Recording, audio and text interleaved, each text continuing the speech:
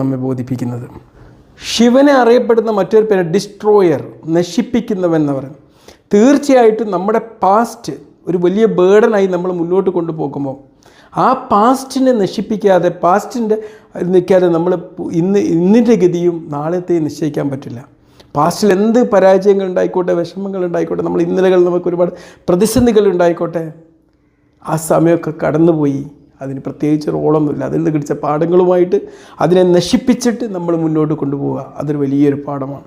ശിവൻ്റെ രൂപം നമുക്കറിയാം, അതൊരു ഉഗ്രരൂപമാണ്. പക്ഷേ ഈ ഒരു ഉഗ്രരൂപം ഉണ്ടായിട്ടും അനുകമ്പയുടെ ഒരുപാട് പാഠങ്ങളുണ്ട്, ദയയുടെ പാഠങ്ങൾ, മറ്റുള്ളവരെ വ്യത്യസ്തതകൾ ഒരുപാട് ഉണ്ടായിട്ടും അംഗീകരിക്കാൻ പറ്റുന്ന ഒരു മനോഭാവം ശിവചരിത്രത്തിൽ നമുക്ക് കാണാൻ പറ്റും. മറ്റുള്ളവർക്ക് ഒരുപാട് പോരായ്മകളോ ഇല്ലായ്മകളും ഉണ്ടായിക്കോട്ടെ, പക്ഷെ അതൊക്കെ നമ്മൾ അവരെ അംഗീകരിക്കുന്നതിന് മുമ്പിൽ അതൊന്നും തടസ്സമാകാൻ പാടില്ല.